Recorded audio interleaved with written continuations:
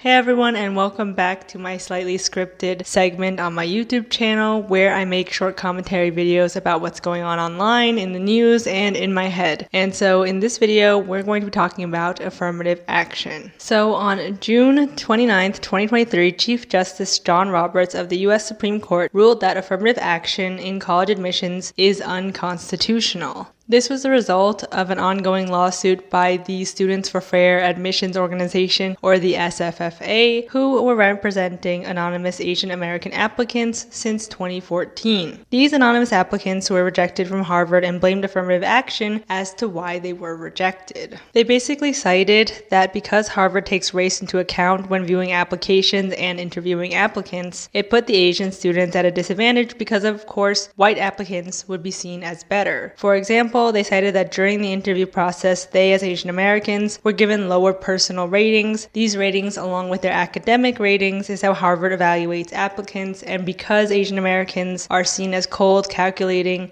and a monolith, and not as friendly or kind as their white American peers, race shouldn't be a factor in admissions because Asians will come off unfavorably. During the lawsuit, the plaintiffs gained access to Harvard's individualized admissions files from 2014 to 2019 and aggregate data from 2000 to 2019. The plaintiffs also interviewed and deposed numerous Harvard officials. From these sources, the plaintiffs alleged that Harvard admissions officers consistently rated Asian American applicants as a group lower than the others on positive personality traits such as likability, courage, and kindness. On May 15, 2015, a coalition of more than 60 Asian American organizations filed federal complaints with the U.S. State Department of Education and the Department of Justice against Harvard University. The coalition asked for a civil rights investigation into what it described as Harvard's discriminatory admissions practices against Asian American applicants. So basically, to these Harvard rejects, they see affirmative action and racial quotas as bad because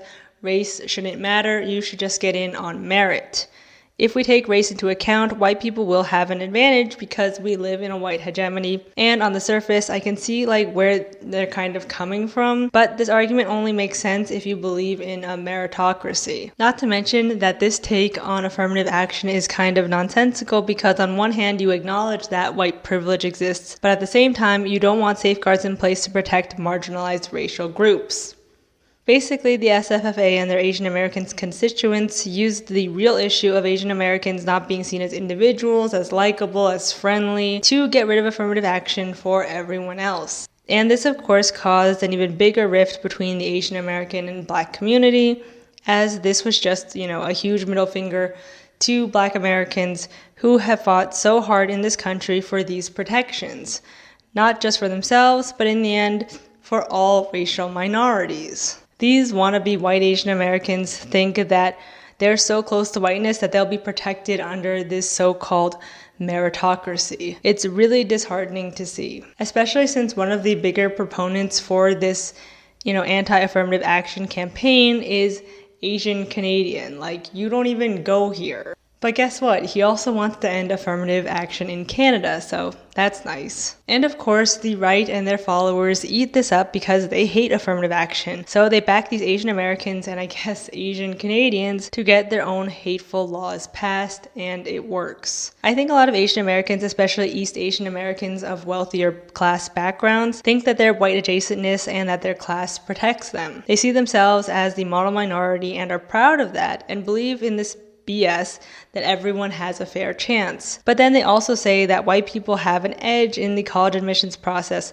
so that's why they need to get rid of affirmative action. I'm sorry, but I don't understand how that has to do with affirmative action. I guess it's just this twisted, uneducated view into what affirmative action really is. The whole point of affirmative action is to acknowledge racial minorities, acknowledge how they've been discriminated against, and the historical injustices they've faced, as well as acknowledge racial bias at play in order to give them, I keep saying them, but I mean us, opportunities that have been denied to us for so long. I get that in the personal interviews and on the score for your character, racial bias does come into play depending on the scorer, but that doesn't have anything to do with affirmative action. People are going to see your race no matter what, with or without these programs.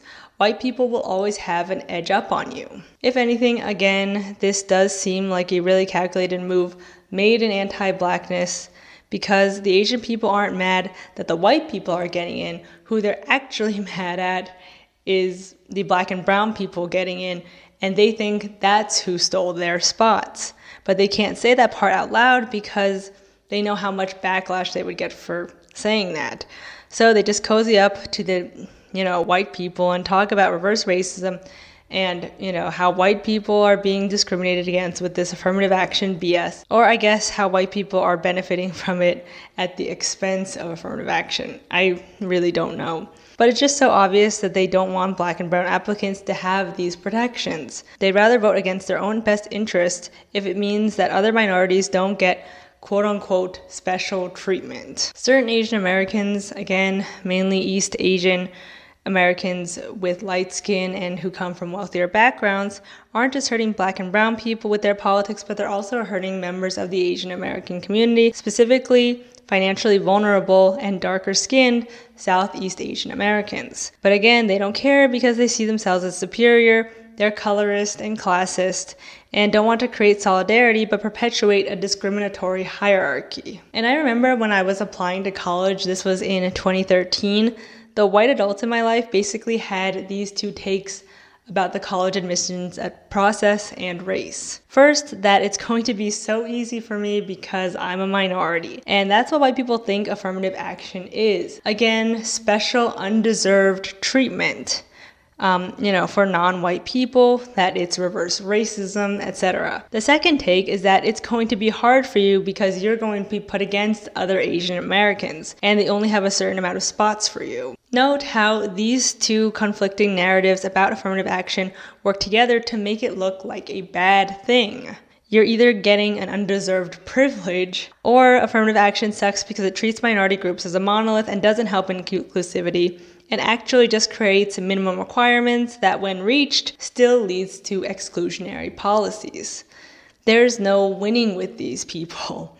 And these dangerous myths about affirmative action, that it's reverse racism or an undeserved privilege, or just about fulfilling superficial quotas, and not even helping the people it's supposed to help, is perpetuated in TV sitcoms. The two main sitcoms I'm going to be talking about or mentioning briefly are Superstore and One Day at a Time.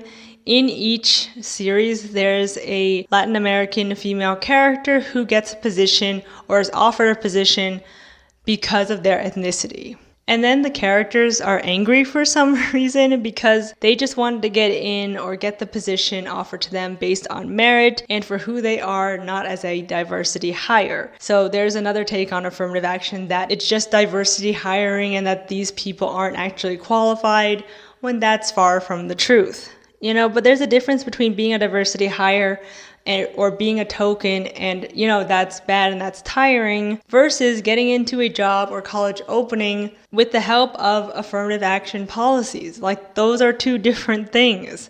And it's the latter that these two sitcoms bemoan. They bemoan policies put in place by their forebearers to give them a fighting chance. Like, really, who is writing this? And then it perpetuates these harmful ideas that affirmative action isn't worth it. And even the people it claims to help hate it, which is not true. It also reinforces this false notion that we live in a meritocracy, when that's, again, far from the truth. And lastly, for shows and characters that care about diversity and inclusivity, they seem to not realize that the characters' ethnicities are part of who they are, and that's okay. Acknowledging race or ethnicity isn't a bad thing. Acknowledging white privilege isn't a bad thing.